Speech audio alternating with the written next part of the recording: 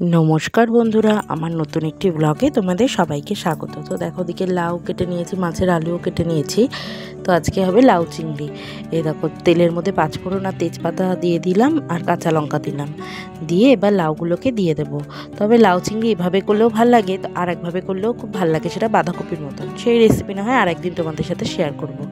আজকে এমনি প্লেনই করলাম। এবার নুন দিয়ে দিলাম, হলুদ দিলাম, দিয়ে ভালো করে লাউটাকে নেড়ে চেড়ে ঢাকা দেবো। ঢাকা না দিলে তো আবার সিদ্ধ হবে না। আর লাউ যেহেতু নিজেই জল ছাড়ে, ওই জন্য আর আলাদা করে জল দেবো না।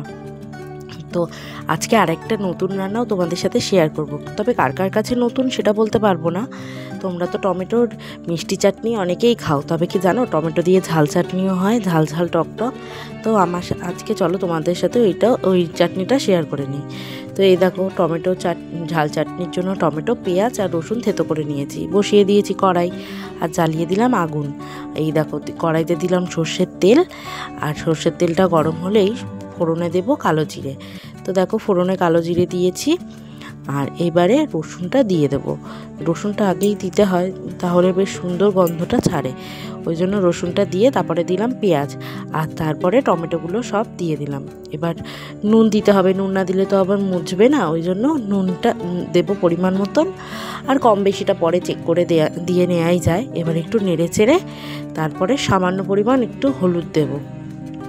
যেহেতু জানোই টমেটোর চাটনি বলো, এই চাটনিটা বা মিষ্টি চাটনিতেও খুব একটা হলুদের প্রয়োজন হয় না, ওই জন্য সামান্য একটু হলুদ দিলাম, দিয়ে নেড়ে চেড়ে এবার টমেটো যেহেতু নিজেই জল ছাড়ে, ওই জন্য জল দেওয়ার দরকার নেই। ঢাকা দিয়ে আস্তে করে গ্যাসের ফ্লেম, আর ঢাকা দিলেই দেখবি সিদ্ধ হয়ে যাবে।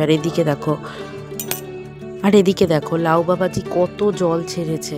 তো এবার আর লাউটা না খুব একটা ভালো না, দেখো জল এত ছাড়লে কী হবে, একদম সিদ্ধ হচ্ছে না।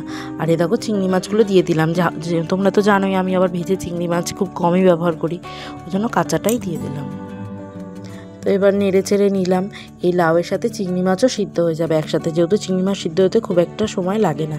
আর এই দিকে দেখো ঢাকনাটা তুলে দেখি এদের টমেটোগুলো এই অবস্থা, একটু খুন্তি দিয়ে নাড়া দিলেই গলে যাচ্ছে। তো এবার মশলাটা দিয়ে দেবো, ওই আদা লঙ্কা বাটা, ধনে গুঁড়ো, জিরে গুঁড়ো আর হলুদ তো যেহেতু আগে অল্প দিয়েছি, ওই জন্য দিলাম না, লঙ্কার গুঁড়ো দিলাম। দিয়ে এবার ভালো করে নেড়ে চেড়ে নেব।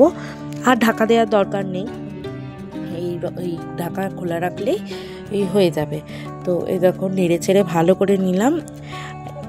দেখো আবার দেখেছো নাড়তে নাড়তে এটা বেশ শুকিয়ে এসেছে।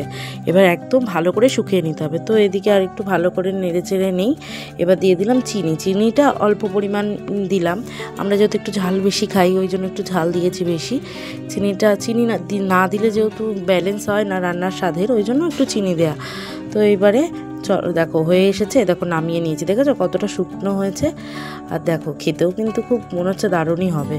আর এই দিকে দেখো লাউ বাবাজির কাণ্ড, এই তো এখনও দেখি বাবা সিদ্ধ হচ্ছে না, ওই জন্য আবার এবার আরেকটা রান্নাও তো করতে হবে, ওই জন্য ছোটো কড়াইটা ধুয়ে ওই ছোটো কড়াইতে লাউটা দিয়ে পাশের গ্যাসে বসিয়ে দিয়েছি। আর এই কড়াইটা ধুয়ে তেল দিয়ে নিয়েছি মাছটা রান্না করব বলে।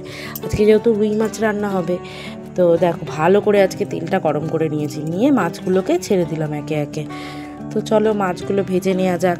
আর তোমাদের বাড়িতে দুপুরে আজকে কার কী রান্না হয়েছে আমাকে কিন্তু কমেন্ট করে জানিও অবশ্যই। ভয় নেই, খেতে যাবো না, শুধু শুনবই। তো এই দেখো এদিকে বাবা ফাইনালি লাউটা তাহলে হলো, তো তাও মনে হচ্ছে না খুব একটা সিদ্ধ হয়েছে। তো এই দেখো লাউ আমার রেডি, আর এইদিকে মাছ ভাজাটাও হয়ে গেছে। তো এবারে মাছের ঝোলটা বসানো যাক। কড়াইতে দেখো দিয়ে দিয়েছি সর্ষের তেল আর জিরে, তেজপাতাটা না দিলে হতো, তবে হাতের সামনে ছিল তাই দিয়ে দিয়েছি। তারপরে দিয়ে দিলাম টমেটো আর আলু, পেঁয়াজ দিলাম না যেহেতু ঝোল হবে পাতলা। আর সব রান্নায় একটু পেঁয়াজটা অ্যাভয়েড করে চলারই চেষ্টা করি, তবুও দেই কিছু কিছু রান্নায় যে দিতেই হয়। তো এবার নাড়াচাড়া দিয়ে দেবো ঢাকা, নইলে তো আবার আলু সিদ্ধ হবে না। তো এই দেখো ঢাকনা তুলে দেখি আলুগুলো ভালোই সিদ্ধ হয়েছে, তার জন্য মশলাগুলো দিয়ে দিলাম, আদা লঙ্কা বাটা আর ওই যে জিরে ধনে গুঁড়ো রোজকারের যা মশলা, লঙ্কার গুঁড়ো দিয়ে ভালো করে কষিয়ে নিই চলো। তো দেখো কষে কি সুন্দর শুকিয়ে এসেছে, আলুর গায়ে সব মশলাগুলোও লেগে গেছে। এবারে জল দেওয়ার পালা। এই দেখো জলটা ইন্ডাকশানে গরম বসিয়ে দিয়েছি, গরমও হয়ে এসছে প্রায়, এবার দিয়ে দেবো। গরম জল দিলে রান্নাটাও তাড়াতাড়ি হয়, আর তরকারির টেস্টটাও ভালো থাকে। আর যেহেতু সিদ্ধই হয়ে গেছে আলু, ওই জন্য কমই জল দিলাম, খুব একটা জল দিলাম না। এবার জলটা ফুটে উঠলেই দিয়ে দেবো মাছে। দেখো ফুটে উঠেছে আর আমি মাছগুলোও দিয়ে দিয়েছি। গরম জল যেহেতু বেশি তো সময় লাগে না, ওই জন্য এই যে মাছও দিয়ে দিলাম। এবার মাছটা ফুটে উঠলেই নামিয়ে নেব, তাহলেই হয়ে যাবে গরম গরম পাতলা ঝোল মাছের। তো এই দেখো আমার ঝোলও হয়ে গেছে, ওদিকে লাউ ঘন্ট টমেটো চচ্চড়িও হয়ে গেছে। তো আজকে এইটুকুনি। তো ভালো লাগলে লাইক কমেন্ট শেয়ার অবশ্যই করে দিও। আর এখনকার মতো টাটা।